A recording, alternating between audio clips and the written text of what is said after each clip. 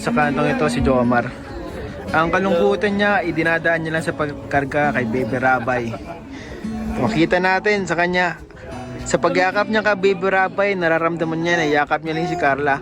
Di ba, baby? Opo mga kalingap. Ang bawat alik at bawat yakap ay para kay Carla. At si Baby Rabay ay naiilang sa kanyang ginagawa. Dahil alam niya, ang tunay na pagmamahal ni Jomar ay para kay Carla. Tatapon na lang ng ganun-ganun lang. Wala na, upload na.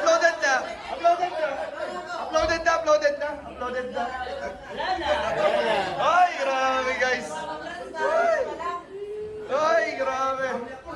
May content pala dito ngayong gabi. Okay mga kalingap, shoutout po sa inyo. Oy, naka-live. Patibay, naka-live. Wala na. Biro na lang kayo. Nag-share ko na agad yung live. So and guys, nakaka-CCTV na naman tayo mga kalingap. Meron na naman po tayo na CCTV dito. Ayan po mga kalingap. Uy, grabe, sisipan yung Magdaddy. Uy, Magdaddy! Uy, naka-live ka na naman. Nag-live na.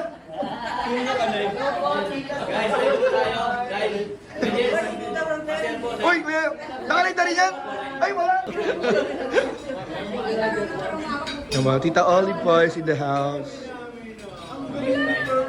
Grabe. Expert mo siya, guys. Uy! Nag-advise.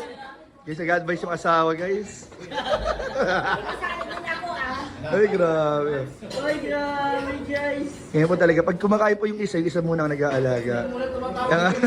Hindi pwedeng sabay po pala mga kalingap.